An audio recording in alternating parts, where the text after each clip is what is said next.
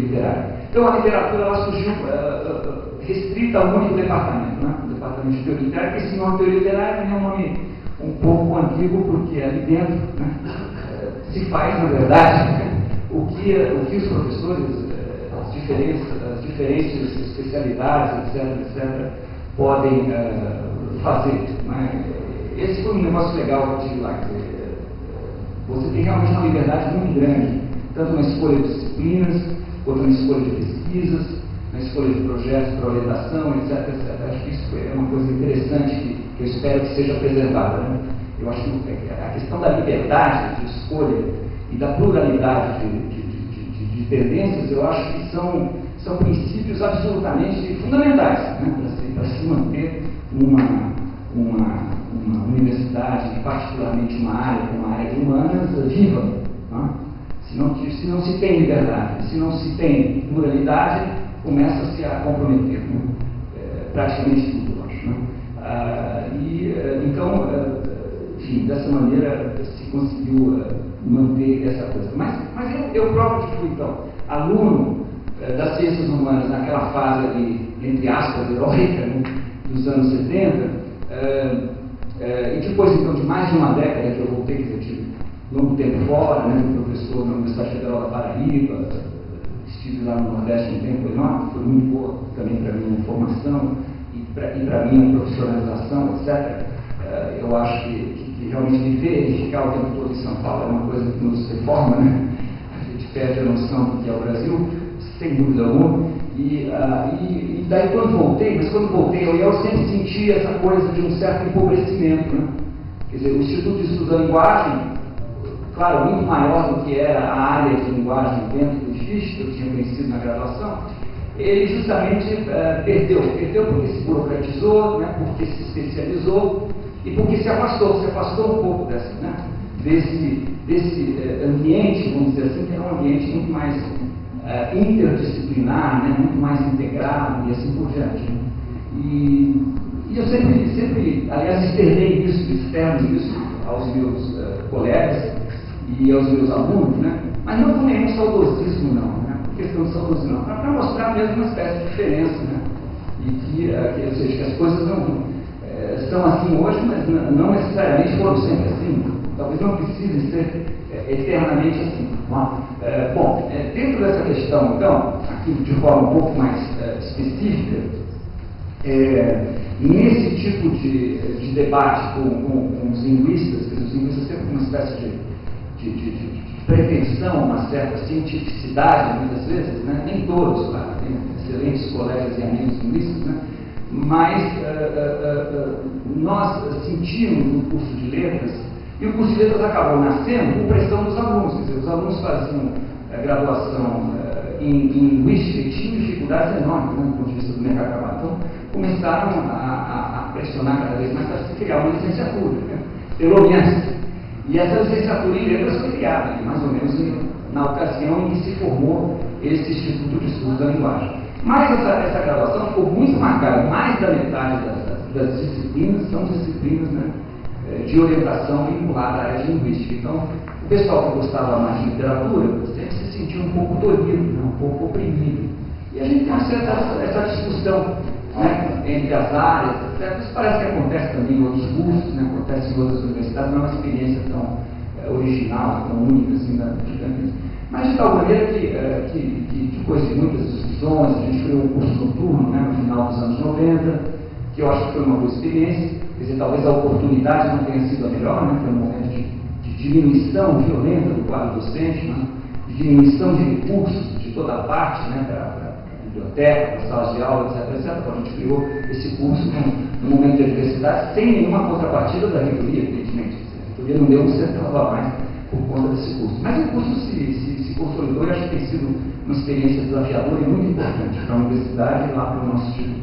Mas, enfim, agora, mais recentemente, vale dizer 2006, né?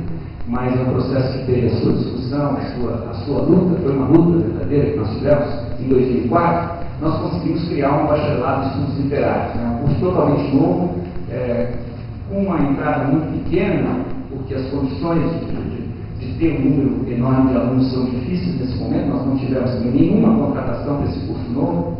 Eu acho que até bobeamos nisso, acho que a gente teria que ser mais incisivo nessa questão, no momento que esse curso nasceu. E esse curso de bacharelado de estudos literários, o que ele tem de novo, ele tem talvez duas coisas novas. Primeiro, nós conseguimos nos libertar da ditadura da linguística. Quer dizer, a linguística passa a ser, né, uma possibilidade, claro, não é que ela seja simplesmente exterminada, mas ela passa a ser uma disciplina entre tantas outras possíveis dentro do catálogo desse curso de graduação. Ela não passa a ser, ela não é uma obrigação, né, curricular que os alunos têm que fazer. Né?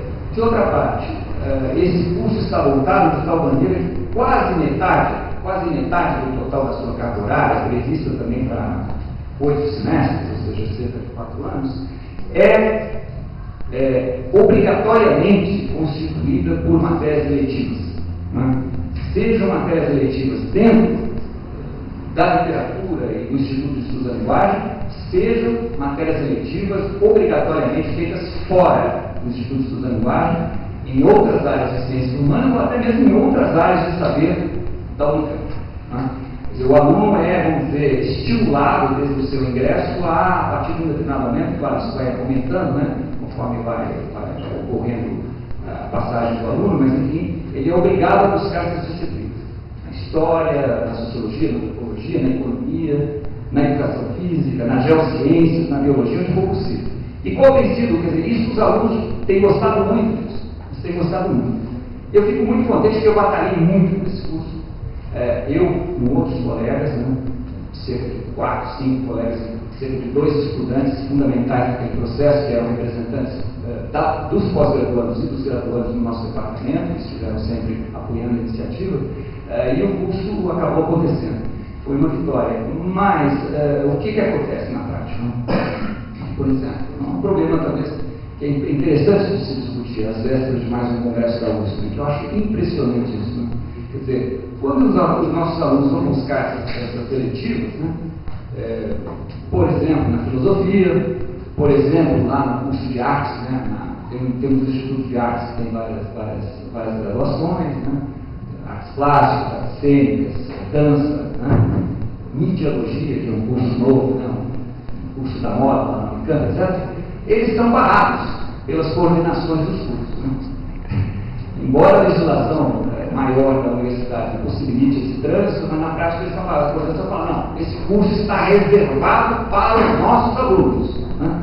Então, é uma política tão feudal, né? No pior sentido da palavra, né? Você tem uma espécie de reserva de mercado, né?